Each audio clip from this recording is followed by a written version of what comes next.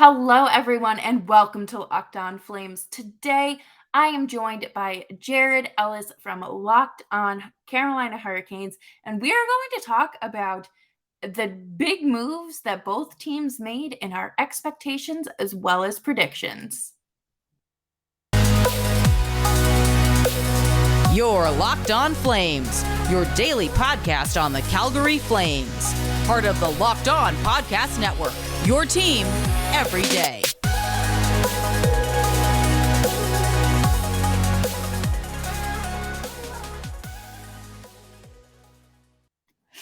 Hello, everyone, and thank you so much for tuning in to Locked On Flames. As always, I'm your host, Jess Belmosto, and today we are doing a crossover with Jared Ellis from Locked On Carolina Hurricanes, and we're going to talk about, again, the big moves that both teams made, the big acquisitions, the big departures. Are they better? Are they a more well-rounded team? And of course, our expectations. And are these two the teams that we could see in the Stanley Cup final? But before we do that, please make sure to subscribe to Locked On Flames wherever you get your podcasts. And let's jump right into this. All right, folks, I am joined by Jess from Locked On Flames, and it's time to talk about our teams. Both of our teams made a lot of off-season moves this off-season. We both have very different looking teams than what we did when we last saw them. So, first off, what are some of your moves and your upgrades that you had this off-season that stand out to you?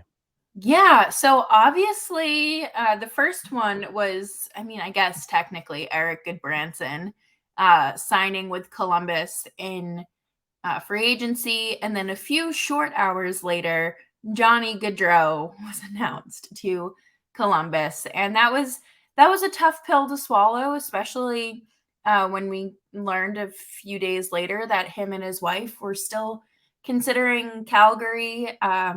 Really up until the 11th hour. And I was just so sad about that. And I'm still so sad about that. Mainly because Gaudreau is just a fantastic person and his family is wonderful. And his wife is Meredith is a NICU nurse. So she works with all the little sick babies, and that hits close to home for me. So like I'm just attached to them.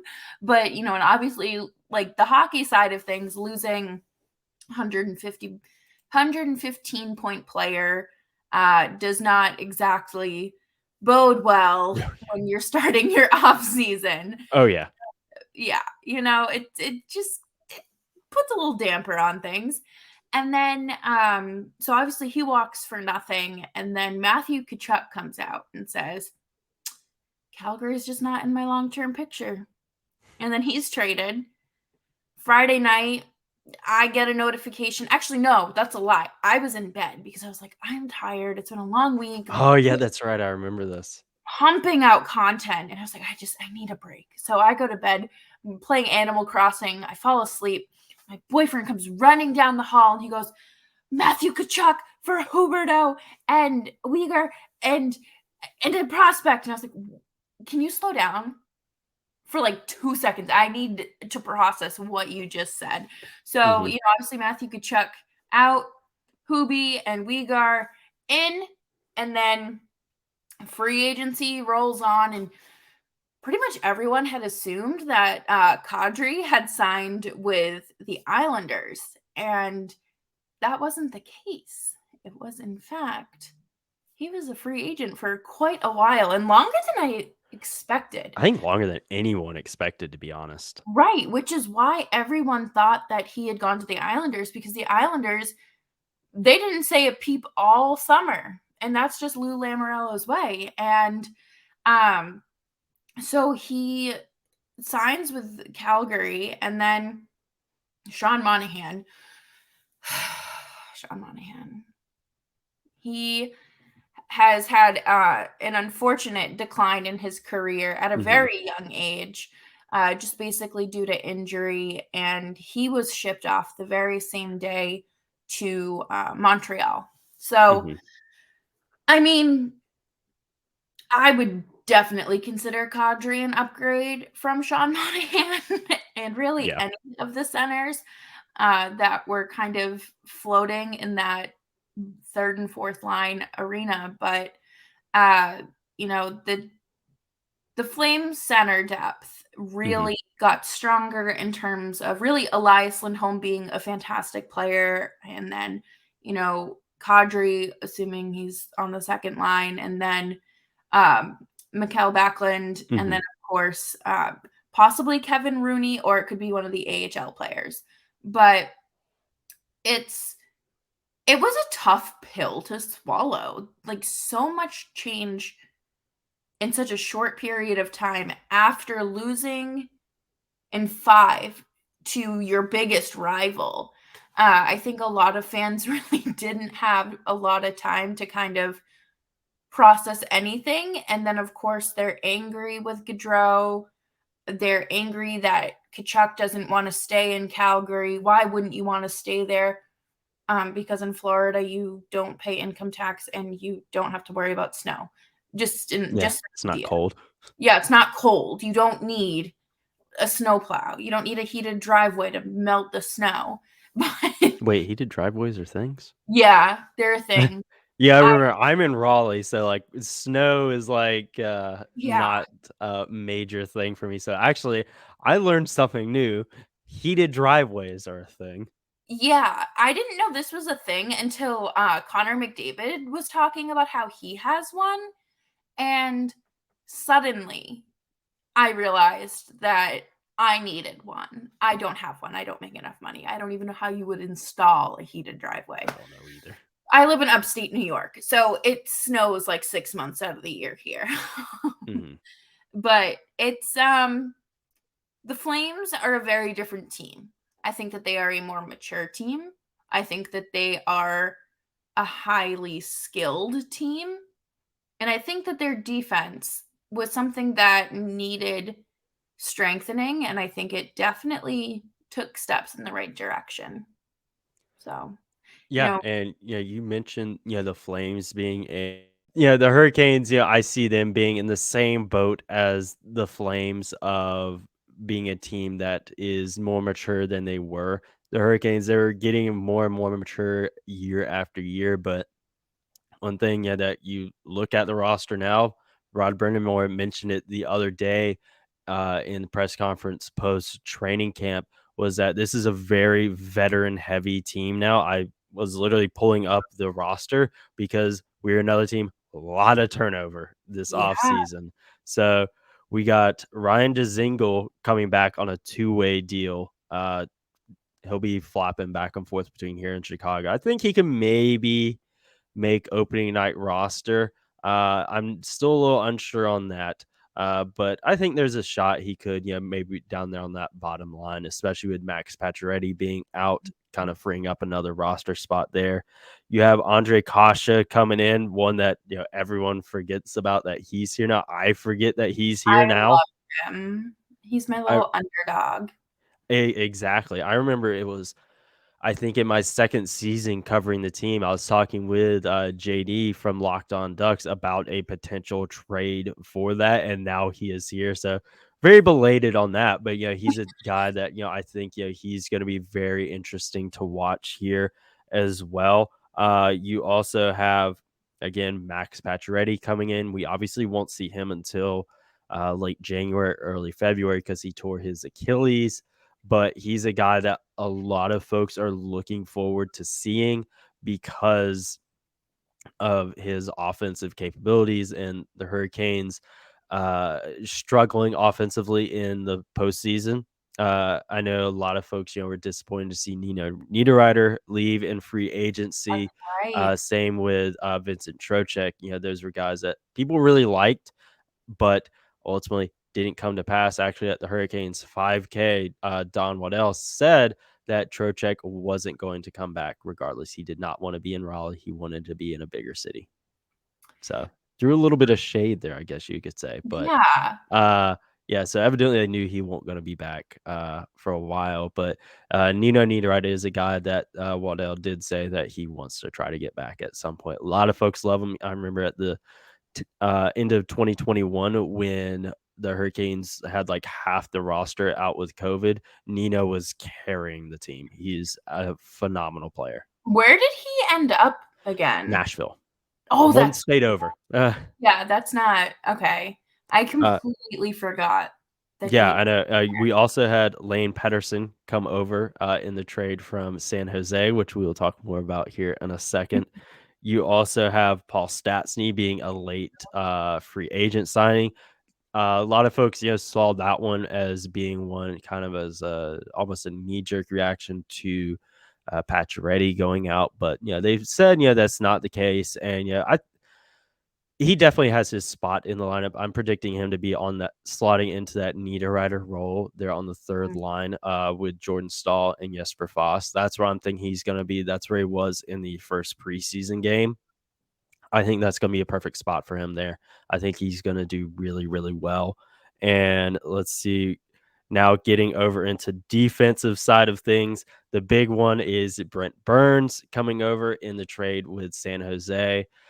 That was one, the Hurricanes, they've had a revolving door at the right-handed defenseman position ever since the whole Dougie Hamilton thing happened, left in free agency. And then Tony DeAngelo came in for a year. He did fine on the ice. He's gone now. He got traded to Philly, signed a deal there. And now it's Brent Burns. So we're on yet another defenseman there beside stalwart Jacob Slavin, arguably the best defensive defenseman in the game. And I think Brent Burns is going to have a heck of a season because one thing that a lot of folks, JD from Locked On Sharks mentioned, he put up 52, 54 points or whatever it was on a bad Sharks team last year. And now he's going to be on a really good team. He's going to be paired with a great defenseman and one where he can just do his thing. He doesn't have to go out there and do everything. He can just do his thing. And he's one that he could very well have a career year this year. He's going to Right. be in a phenomenal system. Yes, he is 37 years old. That was something that, at first I was kind of like, oh crap, this isn't going to be a good long-term solution, but he takes good care of himself. He's not, a typical 37-year-old. Yeah, and I think that that's one thing to kind of fall back on because my initial reaction to that trade was, what is Carolina doing? But then I remembered that, he's still able to produce and be a solid defenseman, but then also he's going to have a solid team around him. Like you said, he's not going to have to, wear as many hats as he did in San Jose, but he's also going to have a good goaltender there. So, I mean, I think that that's a solid addition, and I do look forward to seeing how that works out. Yeah, it's very weird seeing him in Hurricane stuff. I think that's weird for everyone. It's weird going into the team store and seeing the Brent Burns shirts and the jerseys and all that. It's very weird. I think it's going to take a lot of folks some time to get adjusted to. But yeah, he is one that is a massive upgrade at that position from what we had. And I'm very much looking forward to seeing what he can do. He's going to bring a lot of veteran leadership. Same with all the other guys that we've already talked about with the team. You also have Dylan Coughlin coming over in that Pacharetti trade. Another guy that a lot of folks have forgotten about. He looked really, really good in the first preseason game alongside Jalen Chatfield, a guy that a lot of folks are predicting could very well make that opening night roster. And I think that was everyone. Okay, we got everyone. I was afraid I was going to miss someone. But yeah, the Hurricanes, they're a very veteran heavy team now. And then also with Vincent Trocheck now being in New York, Jesper Kotkaniemi, he is going to be slotting into that second line center role. That's the role that they had envisioned for him because, again, they probably knew Trocheck wasn't going to be back whenever they signed him to that 8-year extension. And I'm looking forward to seeing how he can develop in that role. I think, with, and more ice time and that expanded role, I think that's going to really help him.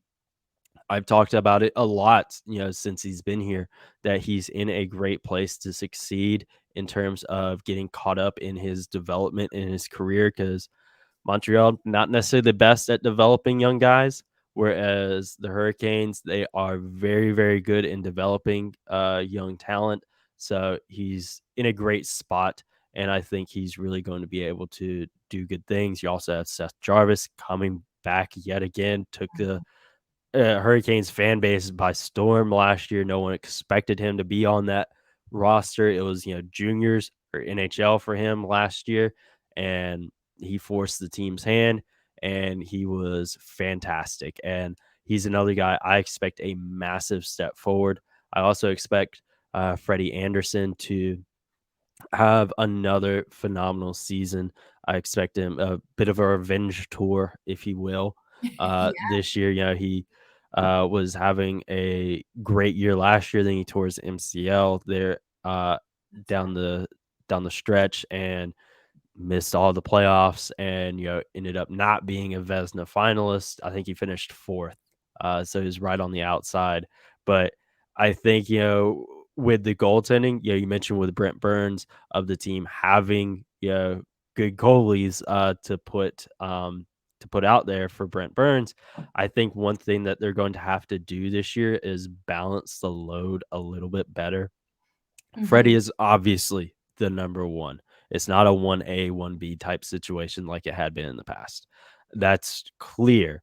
But I think you do need to ease the workload a bit for Freddie so you don't have a situation like that. Give Ronta some more games. And, yes, they're both kind of injury prone. But you also do have Pyotr Kochetkov there in Chicago. He was great whenever he came up in the regular season and in the playoffs. So it's not like you don't have goalies. Right. I think you need to be a bit smarter with Freddie, because one thing that was a criticism I had when they made these signings was that you got two injury-prone goalies on the wrong side of 30. Yeah. You need to be smart with it. I was gonna say, poor Ronta. I feel like every time he hit the ice, like he'd come back from injury, and then 2 shifts or 2 periods into the game, he'd be out. Yeah. Because he would it's one of those things that obviously, like, you don't ever root for a player to get injured, but you truly root against a guy having just another injury and after another injury. And I don't know. I think Freddie Anderson made the right decision by not re-signing in Toronto. Oh, yeah. And like, I think that was a no-brainer, and I also think it was smart for Toronto, and then I also think it was smart for Jack Campbell to kind of get out of there as well. But I'm interested to see how this whole system works together this year, especially with as much turnover that they had. I think the chemistry, I mean, obviously, like, you build chemistry regardless, but I think that the Canes have been so special because they had that chemistry. And I feel like Dougie Hamilton, even though this is year 2 removed from him, I think that he was such an impactful voice in that room that, who's going to take the torch and carry on in Dougie's honor. Yeah, because Dougie, he was definitely a hard one to replace, and he's had his injury issues there in New Jersey to start out with, but he's, again, like I said, it's been a revolving door since he left, and Burns, I think 3 years left on his deal if I remember correctly. I think so. But it's a long-ish term deal, but again, it's still gonna be something you gotta find a solution for before too long. And I think one thing that the Hurricanes, you talk about rebuilding that chemistry, is they have a good culture in place. It's not how it was 5 years ago or 6 years ago. It's not like that. It's not Bill Peters at the helm. It's not Ron Listen, Francis as you're GM. Yeah. Flames fans get it with Bill Mhm. Peters. Yeah. We know it's Yeah. not pretty. Yeah, they have a good culture in base, and they have the right guys in the locker room. The guys that you need to stay to keep that chemistry are still there. You still got Jordan Stahl, you still got Jacob Slavin, Jordan Bartnook, Sebastian Aho, Andrei Sveshnikov. You still got heck, Brady Shea and Brett Pesce. They've been here. Right. Brett Pesce especially has been here forever, and you still have all of those guys. And then, of course, Rod Brundamore as head coach, and Tim Gleason as the assistant. Now, you got the right guys in place, and now you also very veteran heavy lineup as well. So these guys know what it's about, and I think that's going to be really good for them. And before we talk about how our teams upgraded, and if we feel, these teams are better, two guys that I forgot to mention, they're on PTOs, but I do think they will get contracts of coming back, is Calvin DeHaan and Derek Stepan as well. I do want to mention those guys because I do think they will end up with contracts, even though Calvin DeHaan did get salty with me on Twitter a few years ago. But before we go into talking about whether or not our team is better than they were, we do, of course, want to talk about where you need to be placing your bets for this football season. And that is, of course, a Bet Online. BetOnline.net is your number one source for all of your football betting info this season. Whether you are a New England Patriots fan, a Carolina Panthers fan, or if you're dusting off your VHS tapes like Jess and being a Dallas Cowboys fan, Bet Online is the place for you, where you can find all of the latest player developments, team matchups, news, podcasts, and in-depth articles and analysis on every game you can find. We also have that big top 10 matchup between Clemson and the NC State Wolfpack coming up this weekend. I'm going to be watching that. And of course, as always, Bet Online remains your continued source for all of your sports wagering information, with live betting and up to the minute scores for every sport out there. It is the fastest and easiest way to check in on all of your favorite games and events, including MLB, MMA, boxing, golf, wrestling, whatever. BetOnline is the place for you. So head over to betonline.net or use your mobile device to learn more. BetOnline, where the game starts. I love going into the off season with all of these hypotheticals of how teams are going to be better or worse. But now October is just like 2 days away. Mm-hmm. And now we get to see, were our predictions right? Did the Flames and Canes get better, or were things is it just trouble in paradise now? But I think it's safe to say that both teams are in a good position. I wouldn't, I'm not going to speak for you and say the Canes are in a better position, but I know that the Flames have certainly obviously upgraded. And one of the biggest things that the team has needed is to strengthen their center just down the middle. They needed to do something to beef it up. And signing Kadri was that was just like chef's kiss. I would never imagine I would be like, as a Bruins fan, I never would have imagined that I would be happy to have Kadri sign with a team that I'm covering. But things change. Okay, that also sounded like I was like I'm a racist Boston fan. That is not what I meant. As a Bruins fan, I know what you mean. Like I just, oh my God. Because just the beef with him and Jake DeBrusk and just the rivalry there, but I never thought that I would be so excited to be like, this is the guy.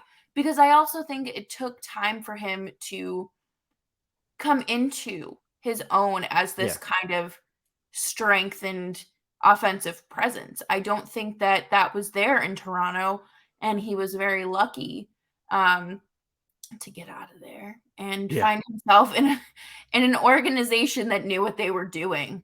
And obviously, he won the cup, and I think that he's always had that winner mentality. And, we do whatever it takes to win. And I'm so excited for that to come to Calgary, because I think that they've always wanted to win, but they've just given us nothing in terms of energy, effort, passion. Like, there was nothing there. It was very blah. Like, it's like mac and cheese before you put the cheese in it. It's No, I nothing get it. You're exciting. you're you're talking to a Hurricanes fan who's been around for a very long time. Yeah. So I get it, of a team that just seems like they did nothing at all to win, no Yeah. wasting careers.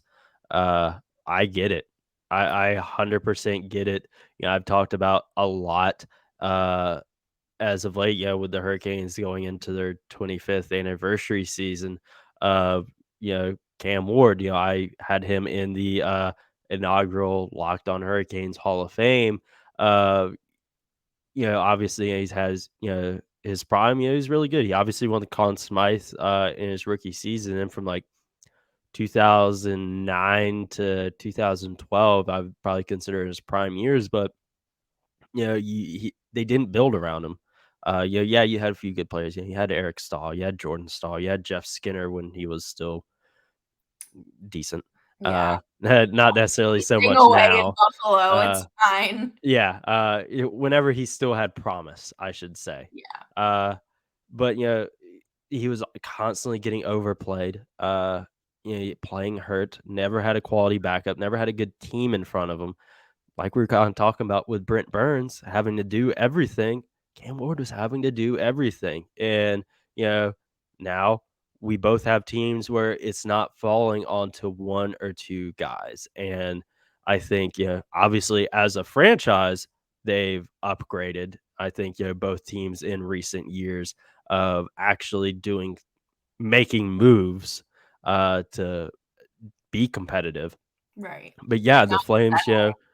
obviously, we were all talking about like when you know, when Gaudreau left, when the Kachuk, obviously he got traded, but when he was gone, He we're all said, "I want holy nothing crap. to do with this city anymore." Yeah, it was very much just like, oh crap, it's hitting the fan, up there. But then the moves that Calgary made, they definitely feel like they are a deeper and more well-rounded team this year. It doesn't feel like it's just falling to Gaudreau and Kachuk.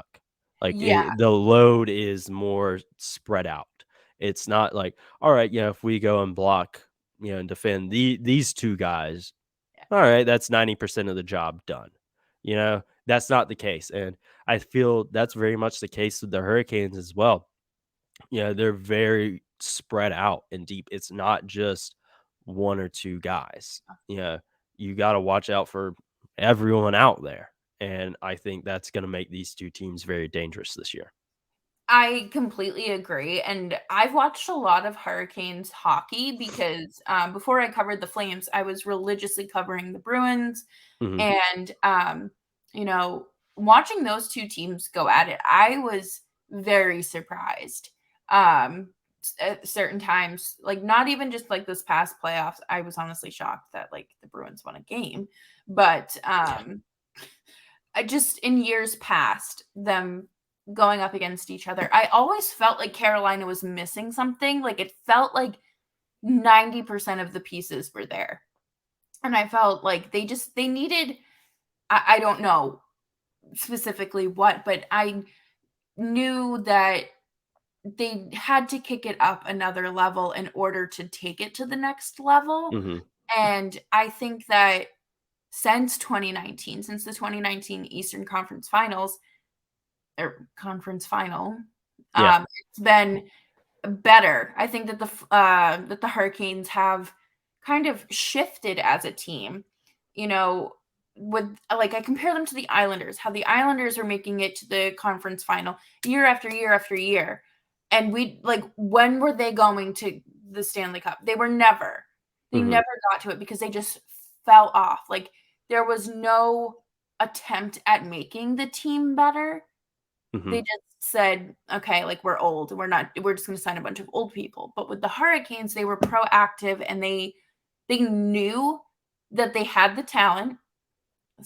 winning the Stanley Cup was a real possibility, still is. Yeah.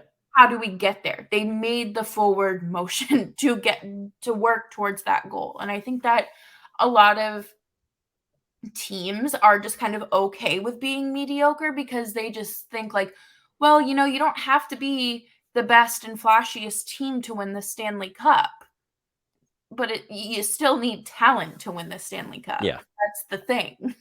Yeah, exactly. Like, you don't have to be the flashiest, but you still have to have the talent there. You uh, literally the perfect example of this on the Hurricanes is Jacob Slavin.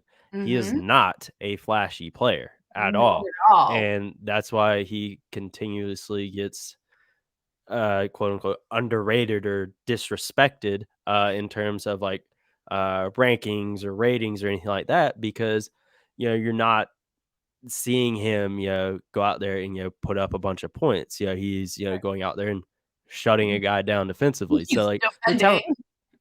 yeah, you don't have to be the flashiest, but you got to have that talent there. And the Hurricanes, they've done that. They have their young guys there. They got Sebastian Aho, Andrei Svechnikov, Teuvo Teravainen, Seth Jarvis. Now, Jesper Kotkaniemi, Jacob Slavin. I mean, the list goes on, for these young guys, and they put the right veteran guys around them. The big thing, going back to that 2019 conference final, I think it was goaltending.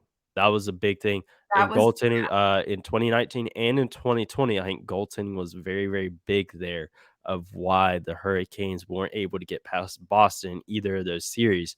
And obviously, we saw it this year, postseason offense just drying up entirely. That's obviously a big problem as well. That's been a problem since 2019.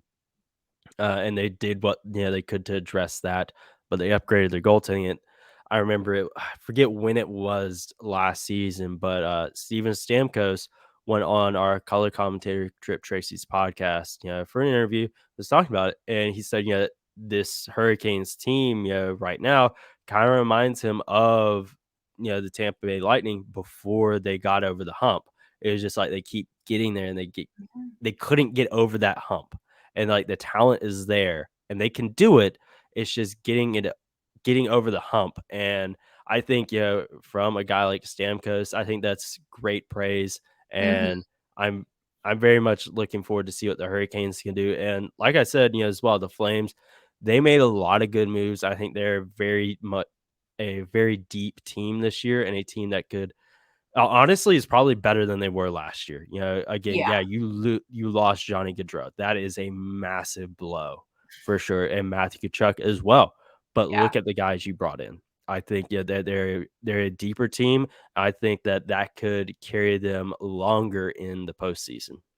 Yeah. And you talked about the hump, the Hmm. metaphorical hump that all these teams have to, get over. And I think of the Colorado Avalanche, the Yeah, reigning Stanley Cup champions, and how every year, okay, Colorado's coming out of the West. Colorado's gonna, it's their year. It's finally their year. And yeah, there were probably years where they should have won the cup and they couldn't do it. And the scary thing about Colorado is how deep of a team they are. You yeah, could put any line, like I remember at one point in the season, they had, I think, like their first line was out, or basically like pieces of their top six. And I was like, okay, like this, looking at this roster, it's they're still gonna light the flames up because it's just that's the thing. When you spend time building a team, not only are you building your NHL roster and getting them ready to win, but you're also building your farm system and hmm your little baby prospects, your little baby hurricanes, your baby flames, and everything else out there. And it's nice watching it come together, especially, like you've been covering the team for a long time. You're a lifetime like Carolina Hurricanes fan. So you've seen it grow. You've watched the hmm progress, and the time for the reward is coming. It's coming. You just have to get yeah, over the hump. yeah. I mean, I was 9 when they won the Stanley Cup. I mean, I watched it like on one of those old fatback TVs. I was just gonna say there was no flat screen TVs. Yeah, exactly. I mean, it was 2006 then, and like I'm ready to be rewarded again. I dealt with a decade of pain, Right. but they are very they're a dangerous team. They are a deep team. We talk about the team that will be there opening night, but the Mhm. farm system. The Hurricanes have a great farm system. I mentioned earlier that they're great at developing young talent. And you talk with Sarah Avampado from Canes Yeah. Country and former Locked On host. She covers the Wolves. She sees how good these prospects are. I mentioned Pyotr Kochetkov in goal earlier. We got Jack Jury, who people are having as a lock to make the opening night roster. Jalen Chatfield as well, Stefan Nazin, Ryan Dezingle. He's on a two-way deal, so we'll be seeing him down there in Chicago. He's a veteran presence that can help those guys. Yeah. I think Calvin Don, Derek Stepan. I think those guys could be looking at two-way deals if that's something they'd be willing to do. And that's just the tip of the iceberg as well. Did I mention Jalen Chatfield? I don't remember if I did, but he's I think so. phenomenal. I think he could really get something for him in the future because he was phenomenal for the Hurricanes last year. In the time we saw him in the NHL, he was a monster in the AHL. And Ryan Suzuki as well. I know he's dealing with some injury stuff, but he's another guy with a lot of potential. And the Hurricanes, they have a very deep team and deep farm system. That's going to be what carries them, and it's going to be very, very fun to watch this season. And we talk about how these teams have gotten better and whatnot. Talk about these old teams that got over the hump. The Lightning, the Avalanche. Another one we failed to mention was the Capitals. They eventually got over it. Yeah. Uh, these teams that got over it. Predictions, expectations. For our teams. Do we think that our teams can get over the hump this year? Jess, what are you predicting from the Flames this year? I think it's going to be another successful year. I don't expect them to go out there and go 82-0, but I do expect a lot of wins. I expect just a strong performance. I think that this team has something to prove. And whether that is just kind of something to kind of, stick it to Gaudreau and Kachuk and say, you lost out. This is what you could have had. Like the Or Nationals did to Bryce Harper that one year? yes, exactly. And just kind of, prove it to themselves that they can win. Because I look at this team and I see so many players that deserve to win or deserve recognition, league-wide recognition, or to be a household name. I think Mangiapane is going to score north of 30 goals again. I think that Huberdeau will be another Hart Trophy candidate. Mhm. Mackenzie Weegar is going to, God, please sign that extension and have a great year. And I think that him and Chris Tanev are going to work together and be wonderful and just shut down everything that comes their way. Mhm. Jacob Markstrom, Daryl Sutter, if this podcast lands on your lap, I hope you're listening right now at this very minute. Jacob Markstrom needs his rest. Dan Vladar is having an excellent preseason.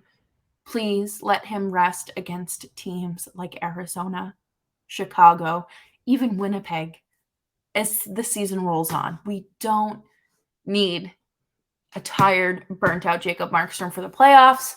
Do I think they'll win the division? Possibly. I think that is a strong possibility. I had them in third before the Kachuk trade, and I would say now that they are a strong contender for first or second. I think, Yeah. The Oilers are right there again, kind of applying pressure, and I think that this Flames team will do fantastic under pressure. Daryl Sutter is already in mid-season form with his Mhm. media presence and I his know. quote. I listened to his press conference today or media availability, and I was like, if this man ever spoke to me, I don't think I would ever recover, because he's not being mean to the reporter, Yeah. obviously, but just his delivery, like, I would simply never speak again. But yeah, I think that this team is built for something big, and God, I just hope they do something good. I want to see them get to at least the conference final. Yeah. So I'll give quick Flame predictions, but first, Yes. uh, Rod, what she said about Jacob Markstrom, you do the same for Freddie. Right. uh, I will clip this and send it to your emails. I don't have them. I'll make one up, but coming. but but yeah, so with the Flames, I think I'm gonna pick them to win the Pacific. Uh, I think it'll come down between them and Edmonton. Uh, but I think what'll carry Calgary over is the fact that they have a deeper team than Edmonton. Edmonton, it very much relies on a handful of guys. Calgary, yeah, you're gonna have your guys that are the stars. You're gonna have Nazem Kadri. You're gonna have Jonathan Huberdeau. You're gonna have those guys, of course, but it's a deeper all around team, and I think that's what's gonna carry them and get them that division title. And I do think that they very much can make the conference final. I really, really do. And again, going back to that depth, that is what carries the team in the playoffs, regardless of the sport, whether it's hockey, basketball, football, whatever. You look at the Dallas Cowboys as of late. They're very much a few players. And they get knocked out in the first or second round. Do you have like the Yeah. New England Patriots? Like, yeah, they're not what they were, but you look at how deep those teams were. They won 6 Super Bowls for a reason. Yeah. I'm Yeah. surprised you didn't No, have it's anything to true. say on that, but, Yeah. Well, no, I mean, I grew up in New England. yeah, I I know. always enjoyed the Super Bowl parties. So, Yeah. like, you get free food as a kid and you're like, woohoo, go Patriots. But like I can't get behind it. I'm sorry. Yeah. It's not gonna happen this year, though. No, But it's go okay. listen to Locked On Patriots and Locked On Cowboys for that stuff, Yeah, because do now that. we're gonna be, getting back to hockey. But again, I That's think, cool. yeah, Flames are winning the Pacific. They can very much make a run to the conference final. Getting over Colorado will be a very tough task, so I'm not too keen on putting them that far, though. I do think a conference final run is very much in the possibility.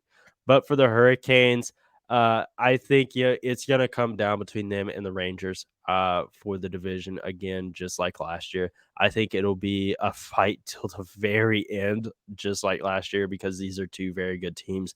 But I do think that the Hurricanes' depth and veteran presence will take them over the hump, and they'll have 3 straight division titles, which is, unheard of. Tell a Hurricanes fan that, 6 years ago, that's No one's buying insane. it. Yeah, yeah, Yeah. yeah, you're getting laughed at and thrown out of wherever you are. But I do think they can very much do that. And I think, the it playoffs will be interesting. And I think if the offense can show up, Yeah. they can make a run. The predictions that people have in this team making it to the Stanley Cup final and potentially winning it, I do think are very much in the cards if the offense shows up. If the offense does not show up, it's going to be a repeat of the past few years of second round exits. I think they're too good to get bounced in the first round, but Mhm. yeah, it's if the offense doesn't show up, it's a second round exit again.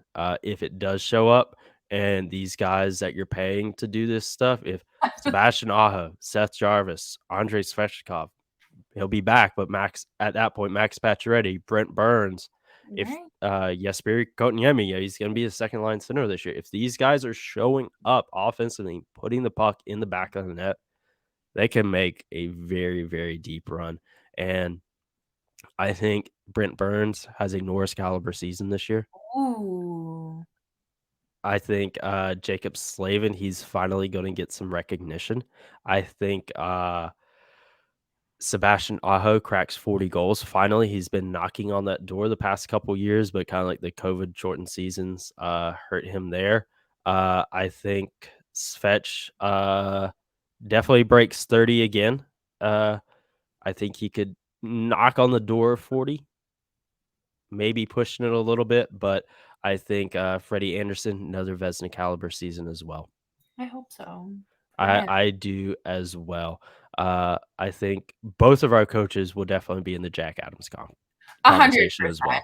Yeah, Always. these are the Sutter won last year, correct? He did. Yeah, I mean, you got the last two Jack Adams winners here, and I think those are gonna be the two guys in the conversation. And also, I think the Hurricanes are going to kick the Capitals' butt in the Stadium Series. I had to censor that and keep it rated G. But yeah, we keep it kid friendly around here and ad friendly. yes, but yeah, I think we quick tangent. We talk about the Bruins, and how that used to be. Yeah, the Capitals are very much in that same boat of kind of the very old team that's still kind of hanging on by a thread. Hurricanes have very much thread.